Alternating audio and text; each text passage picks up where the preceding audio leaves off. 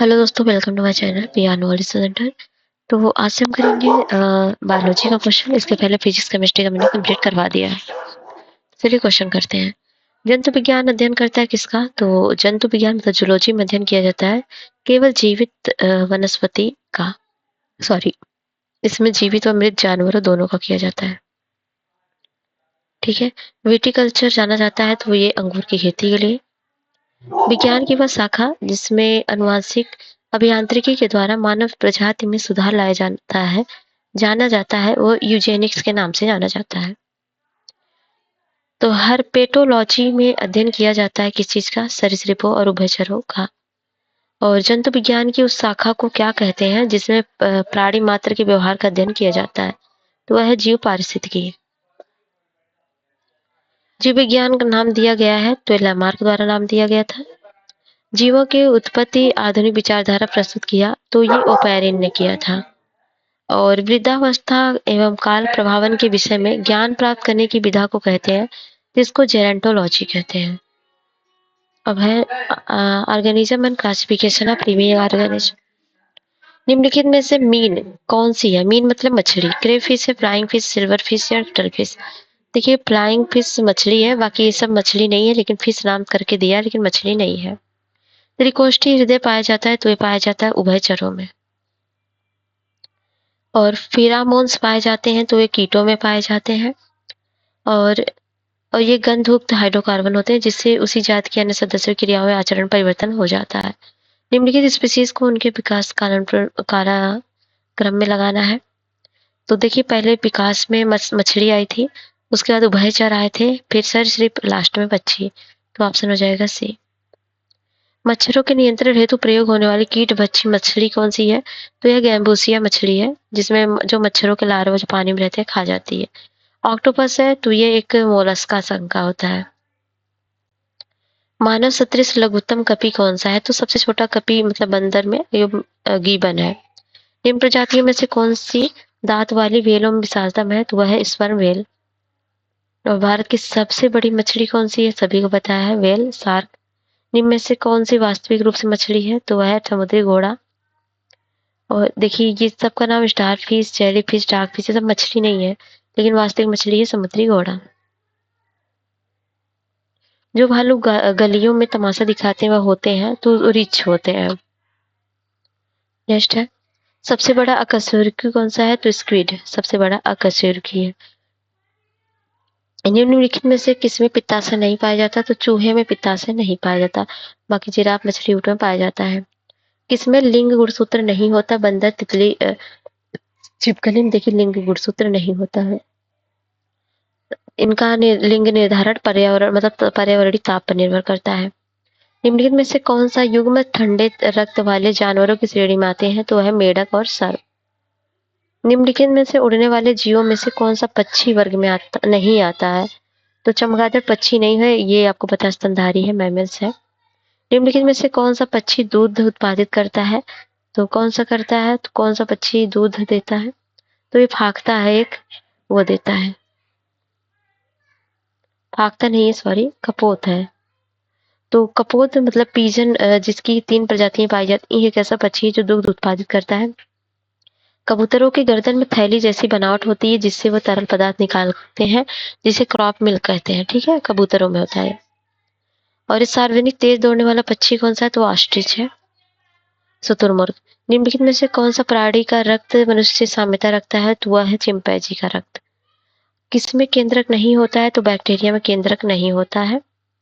स्तनधारियों के कान में 3 अस्थियों की संख्या होती है। तो मतलब कान में मैंने बता ही दिया 3 अस्थियों की संख्या होती है। अनियमित अनियत तापी प्राणी किसे कहते हैं? मतलब जिनका टेम्परेचर नहीं फिक्स होता है, तो वह जिनका वातावरण के अनुरूप ताप बदलता रहता है उनको बोलते हैं अनियत तापी। कौन सा वर्ग पूर्णतः परजीवी है? तो स्पोरोजोआ के जितने भी जीव हैं सब परजीवी होते हैं, पैरासाइट। और है सीलिया नहीं पाया जाता। प्रोटोजोआ, सीलिया एक ऐसा निकला हुआ भाग होता है जो किसी किसी में होता है, चलने में यूजफुल होता है। तो आर्थ्रोपोडा में नहीं होता है। प्रोटोजोआ एनिलिडा मोलस्क में होता है। बुकलंग्स फेफड़ा पाया जाता है तो बिच्छू में पाया जाता है।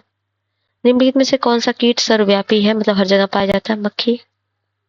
गंधी बग एक कीट है, तो ये धान में पाया जाता है। जहरीली छिपकली होती है हेलोडर्मा। निम्नलिखित में से किस दाहक जंतु में खुर नहीं पाए जाते हैं? तो गीदड़ में खुर नहीं पाए जाते, बाकी जेबरा, घोड़ा, हिरन में पाया जाता है। निम्नलिखित में से किसका मस्तिष्क उसके शरीर के अनुपात में सबसे बड़ा होता है? तो चींटी का। जैव विकास अनुवांशिकी, इस क्वेश्चन देखेंगे। निम्नलिखित में से कौन सा रोग अनुवांशिकी है? तो वर्णांतता जो है, अनुवांशिकी रोग मतलब जो पेरेंट्स टू पेरेंट ट्रांसफर होता चला जाता है। गार्डन पी मतलब के हाइब्रिडाइजेशन से कौन वैज्ञानिक संबंधित है? तो वह है मेंडल। इन्होंने प्रयोग किया था गार्डन पी पर। जीन के भीतर अनुक्रम आधार में परिवर्तन कहलाता है, इसको बोलते हैं उत्परिवर्तन। और मानव शरीर में क्रोमोसोम की संख्या अब पता होगा 46 होता है।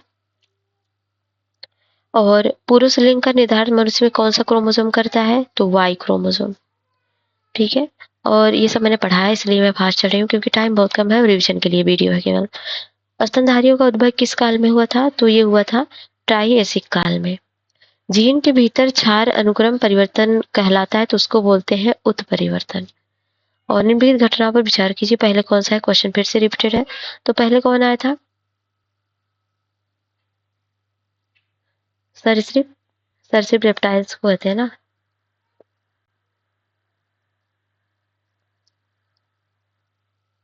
तो कवच वाले आए थे, फिर कीट आए थे, फिर सरीसृप आए थे, फिर लास्ट में स्तनधारी मोलस्का। ठीक है, कवच वाले मतलब मोलस्क की। तो 3 2 1 4 होगा। पहले कीट आए थे, मतलब कवच वाले आए थे, फिर कीट आए थे, फिर पहला सरीसृप, फिर पहला स्तनधारी। डीएनए द्विकंडलीय संरचना किसके द्वारा दी गई थी? क्वेश्चन कई बार आया, वाटसन एंड क्रिक ने दिया था 1962 में। इनको चिकित्सक विज्ञान क्षेत्र में नोबेल पुरस्कार भी मिला था। जैव विकास के संदर्भ में सांपों में अंगों का लोप होने को स्पष्ट किया जाता है अंगों का उपयोग तथा अनुप्रयोग किए जाने पर। नेक्स्ट है, विकास के उत्परिवर्तन सिद्धांत का प्रतिपादन किया था, तो वह ह्यूगो डुबरिच ने किया था। एक वर्णांत पुरुष एक सामान्य महिला से विवाह करता है, तो वर्णांतता के लक्षण उत्पन्न होते हैं, तो ये पुत्रों के पुत्रों में होते हैं, क्योंकि महिला ट्रांसफर करती है, महिलाओं में लक्षण नहीं होते हैं। पृथ्वी पर सबसे पुराना जीव कौन सा होता है? कौन सा है? तो हरित नीली सवाल। डायनासोर रहे थे, कब रहे थे? मीसोजोइक ईरा में।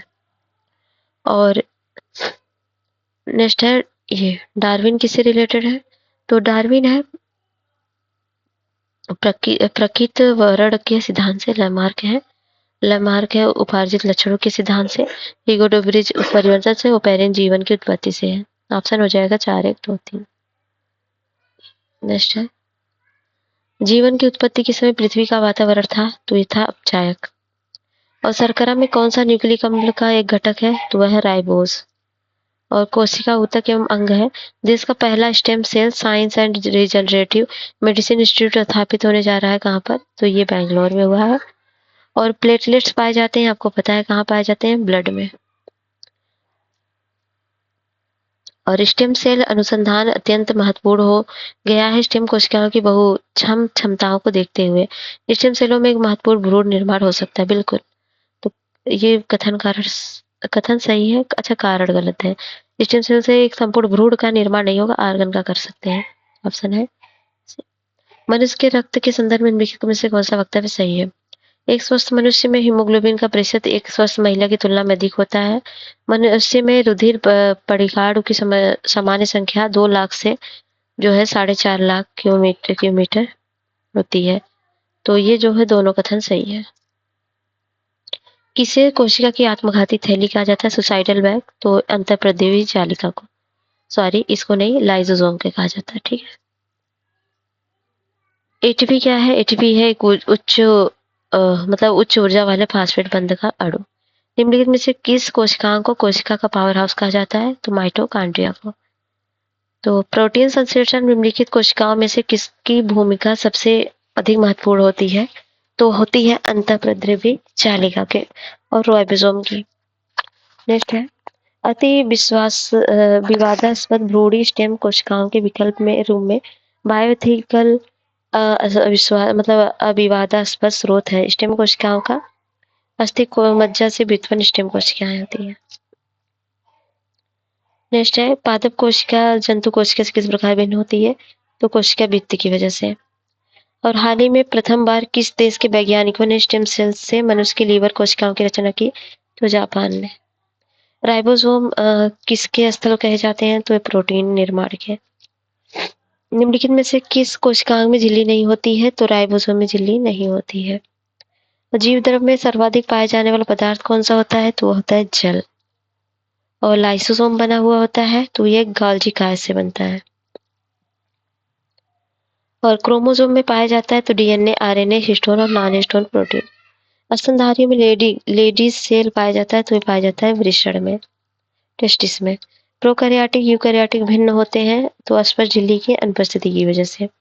जन्म के बाद मानव के किस ऊतक में कोई कोशिका विभाजन नहीं होता? तो तंत्रिका में नहीं होता है। मानव शरीर क्रिया विज्ञान से क्वेश्चन है, अंतःस्रावी ग्रंथियां एवं हार्मोन से। पाचन तंत्र में भोजन की गति अनैच्छिक होती है। हृदय स्पंदन का नियंत्रण हमारी इच्छा के अधीन होता है। मस्तिष्क का बायां भाग भाषा से संबंधित होता है। मस्तिष्क का दायां भाग संगीत के रसास्वादन से संबंधित होता है। तो कौन सा सही है? गजब गजब का हिंदी देता है भैया। तो देखिए, पाचन तंत्र भोजन की गति अनैच्छिक होती है, बिल्कुल जो आपकी इच्छा से होती है वही ऐच्छिक होती है, बाकी अनैच्छिक होती है।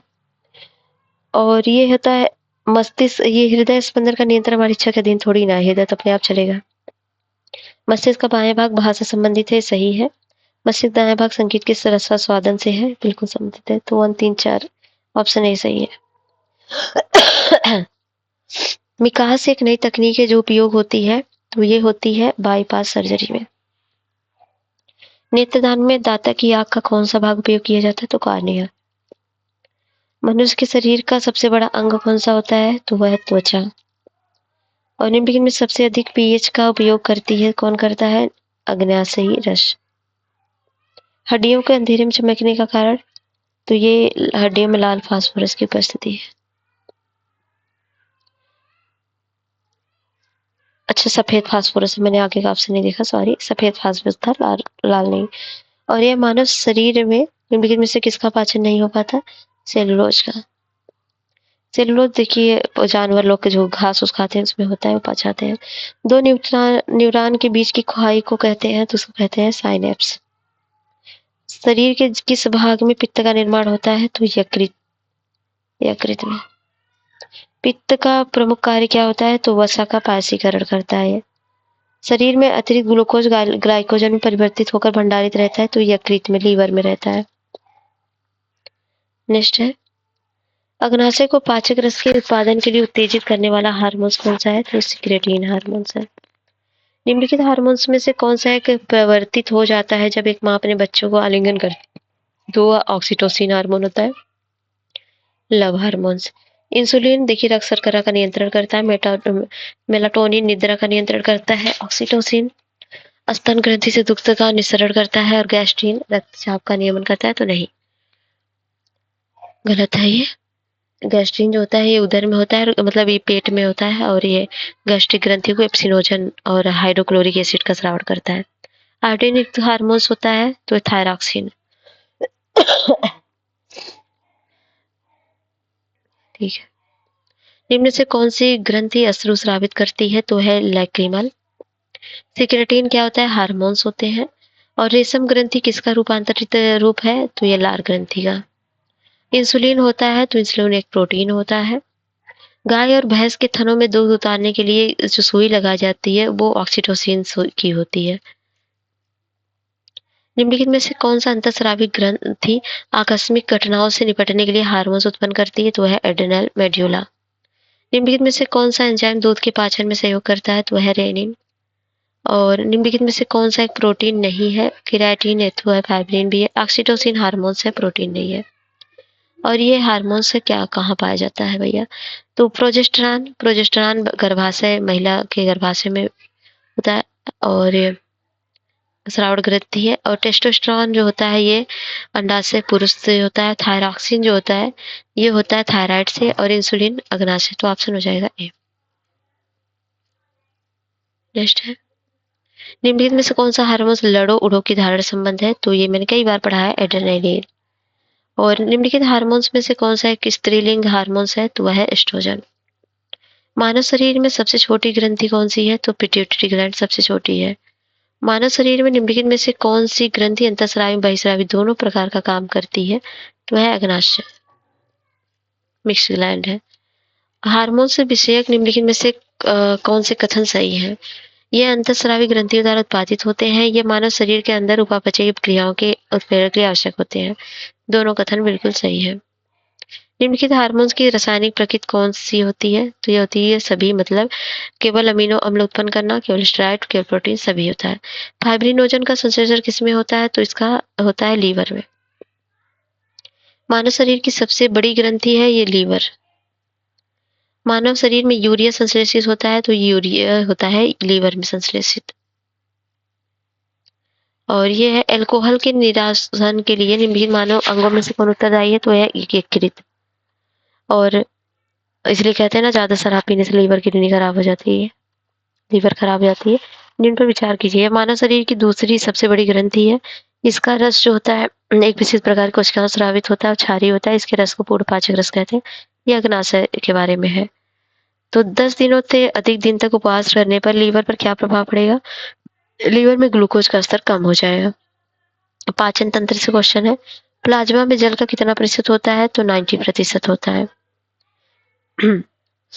मानव शरीर में प्रोटीन का पाचन निम्नलिखित में से किस अंग में आरंभ होता है? तो आमाशय। प्रोटीन के पाचन में सहायक एंजाइम होते हैं ट्रिप्सिन। और नेक्स्ट है पित्ताशय में उपस्थित पत्थर निम्नलिखित में से किसका पाचन प्रभावित करता है? तो है वसा का। ठीक है। और कथन कारण है। मानव शरीर सेलुलोज के पाचन में सक्षम है। मानव शरीर में स्टार्च अपघटक एंजाइम और डायस्टेज विद्यमान रहते हैं। तो कथन कारण सही, लेकिन व्याख्या सही नहीं है। नेक्स्ट है पाचक क्रिया भोजन में उपस्थित कच्चे स्टार्च का पाचन होता है दोनों के कारण, मतलब लार में उपस्थित है माइलेज द्वारा और पैंक्रियाज में उपस्थित है माइलेज द्वारा। मानव शरीर में पाचन का अधिकांश भाग किस अंग में उत्पन्न होता है? तो यह होता है छोटी आंत में। इनमें से कौन लार के एमाइलेज की क्रियाशीलता के लिए आवश्यक है? तो वह क्लोरीन। अब लिपिड का पाचन निम्नलिखित में से किन उपस्थिति से होता है? तो यह होता है पित्त से और लाइपेज से। पेप्सिन नहीं होता है। तो ऑप्शन 1 और 2 होगा। जीभ के निम्नलिखित भाग द्वारा मीठे स्वाद का पता लगाया जाता है। तो मीठे स्वाद का पता आपको लगता है आगे वाले भाग से। देखिए, जीभ के आगे वाले भाग से आपको मीठे का पता लगता है, पीछे वाले भाग से कड़वे स्वाद का, बगल बगल से खट्टेपन का। ठीक है। उत्सर्जन तंत्र है स्क्रीटरी सिस्टम। बोमन कैप्सूल पाया जाता है, ये वृक्क में पाया जाता है। मदिरा से मूत्राधिक्य होता है, इसका कारण क्या है? तो एडीएच का कम स्राव होता है इसलिए। निम्नलिखित में से कौन मानव गुर्दे का सामान्य कार्य नहीं है? रक्त में शर्करा की मात्रा का नियंत्रण ये काम नहीं है। रक्त में जल की मात्रा का नियंत्रण है और यूरिया को छानकर बाहर करना, कई हार्मोन्स का स्राव करना, ये सब किडनी काम है। दोष से युक्त वृक्क वाले व्यक्तियों के लिए अपवहन का उपयोग किया जाता है। इनमें से निहित प्रक्रम क्या होती है? इसको पराशरण बोलते हैं। डायलिसिस होता है, इनका किडनी खराब हो जाता है, डायलिसिस होता है ना। वृक्क से मूत्र की मात्रा का निस्तारण नियंत्रित करता है। कौन नियंत्रित करता है? एडीएच, याद रखिएगा। और यदि मूत्र में एल्बुमिन आ जाता है, मतलब पीलापन, तो ऐसे व्यक्ति के निम्न में से किस अंग के फेल होने से पीड़ित होने की संभावना होती है? तो वृक्क की, किडनी फेल होने की। मानव का मूत्र नाइट्रोजनी उत्सर्जित उत्पाद है यूरिया। और एक सामान्य मनुष्य की किडनी 24 घंटे में कितना द्रव छानती है? तो वो लगभग 180 लीटर द्रव छानती है। ठीक है। और रक्त से यूरिया और यूरिक एसिड जैसे अपशिष्ट पदार्थों को छानने वाला अंग है, तो वह है गुर्दा। मूत्र का रंग पीला किसकी मौजूदगी के कारण होता है? तो ये होता है यूरोक्रोम की वजह से। और शरीर की सतह से स्वेद जाल द्वारा जल की हानि निर्भर करती है। तो ये निर्भर करती है वातावरण ताप पर और वातावरण की नमी दोनों पर। और है निम्नलिखित स्वेदन, मतलब जो पसीना निकलता है, किसके लिए महत्वपूर्ण है? तो शरीर के तापमान को नियंत्रित करने के लिए। और शरीर में यूरिया बनता है तो कहाँ बनता है? अनैथी चक्र से। ठीक है। नेक्स्ट है एक स्वस्थ मनुष्य की एक दिन में निम्नलिखित मात्रा में पेशाब कितना करता है? तो 1.5 लीटर लगभग। और देखिए, एक सामान्य वयस्क व्यक्ति में 24 घंटे में लगभग 1000 से 1800 मिली मूत्र बनता है। सामान्यतः मूत्र की मात्रा मनुष्य द्वारा ग्रहण किए गए जल की मात्रा, भोजन की प्रकृति और उनकी शारीरिक एवं मानसिक स्थिति तथा वातावरणीय ताप पर निर्भर करती है। सामान्यतः ताजा मूत्र अम्लीय प्रकृति का होता है, जिसका पीएच मान 4.5 से लगभग 8.5 के बीच होता है। इसका सापेक्षिक घनत्व जल से अधिक है। ये मिलीलीटर है, लीटर नहीं है।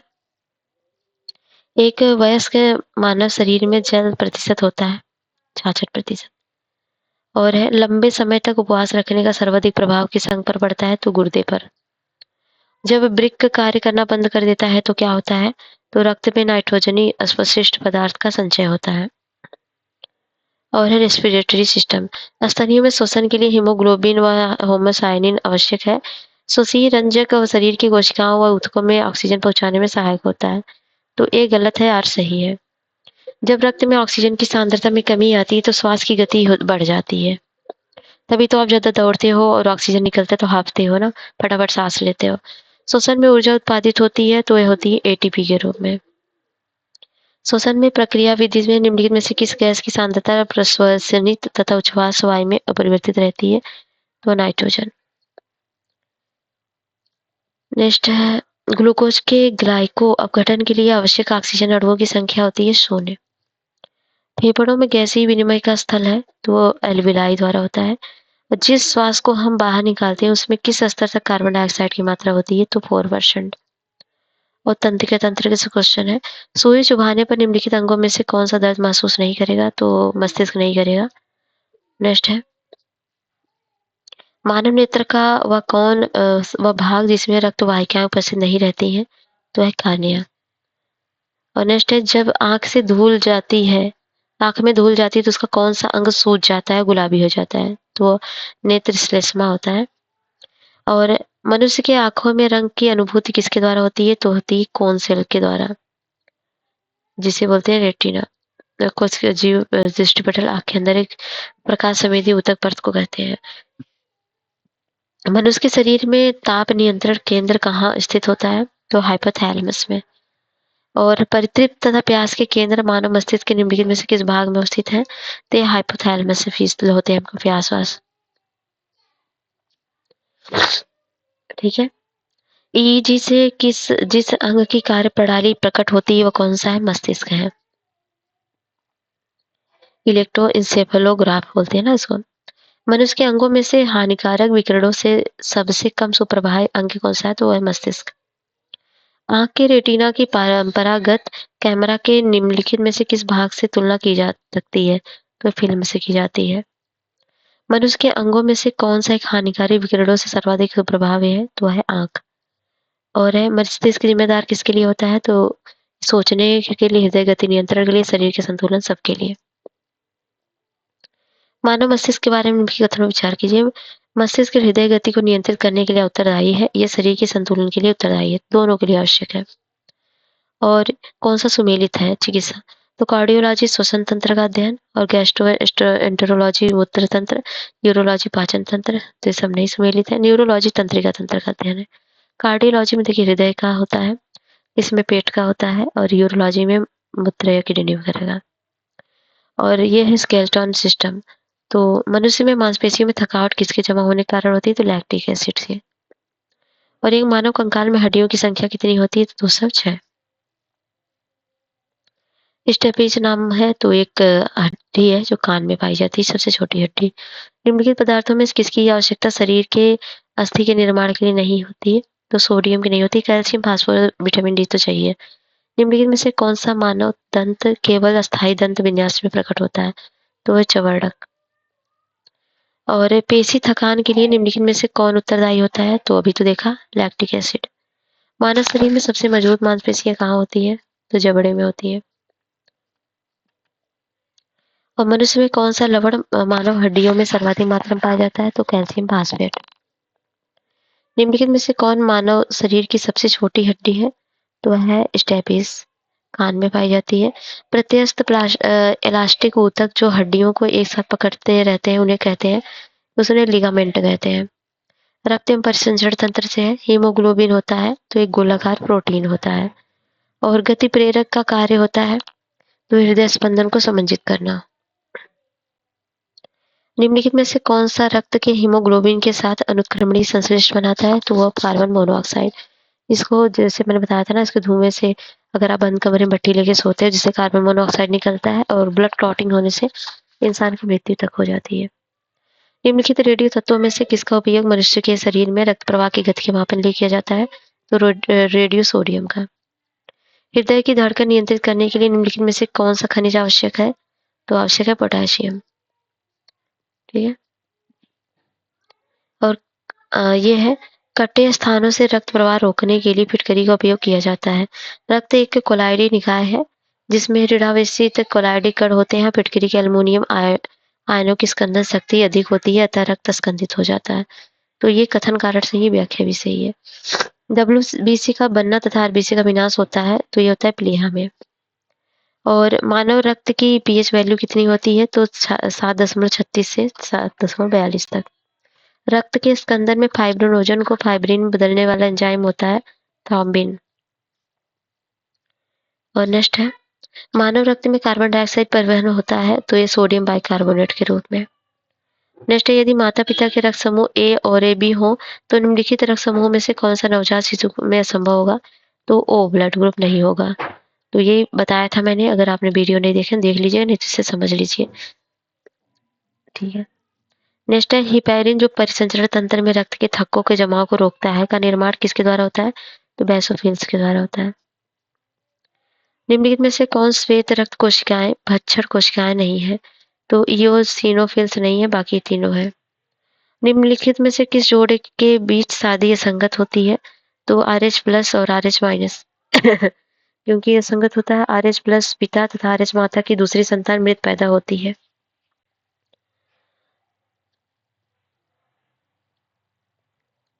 और रक्त में अधिकांश CO2 ले जाया जाता है तो कार्बोनिक एसिड के रूप में। और लिम्फोसाइट द्वारा उत्पन्न रक्षक प्रोटीन होता है इम्यूनोग्लोबुलिन। और यदि एक बालक का रक्त AB तथा माता का रक्त O है तो माता का रक्त समूह होगा इनमें से कोई नहीं।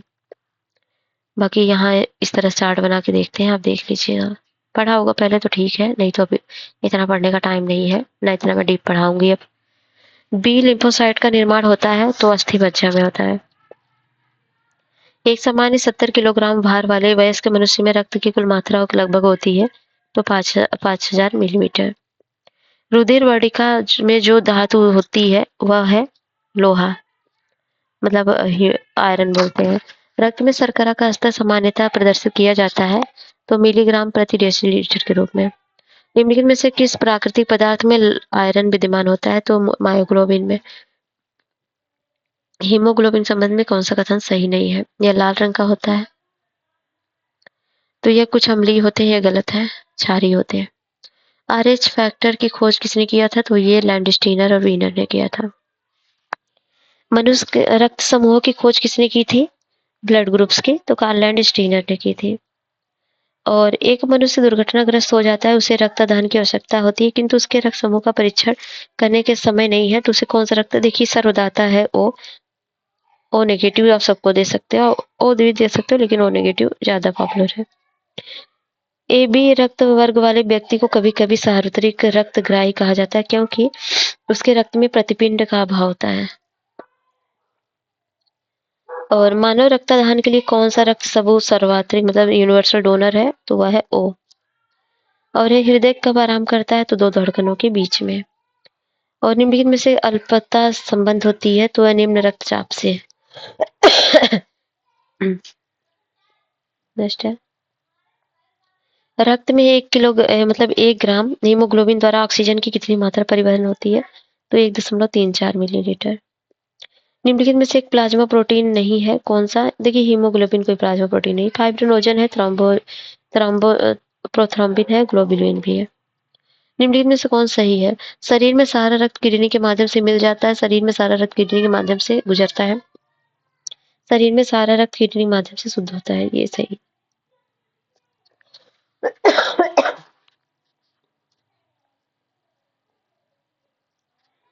ये है, निम्नलिखित रेडियो तत्वों में से किसका उपयोग मनुष्य के शरीर में रक्त प्रवाह की गति के मापन में किया जाता है?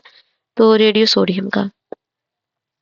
शरीर में प्लेटलेट्स के उत्पादन का नियंत्रण करता है तो थ्रोम्बोपोइटीन करता है। पेसमेकर किससे रिलेटेड है? तो यह हृदय से है।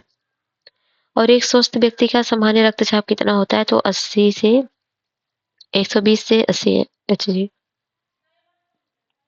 किसी एक समान व्यक्ति की रक्त का पीएच कितना होता है? तो 7.35।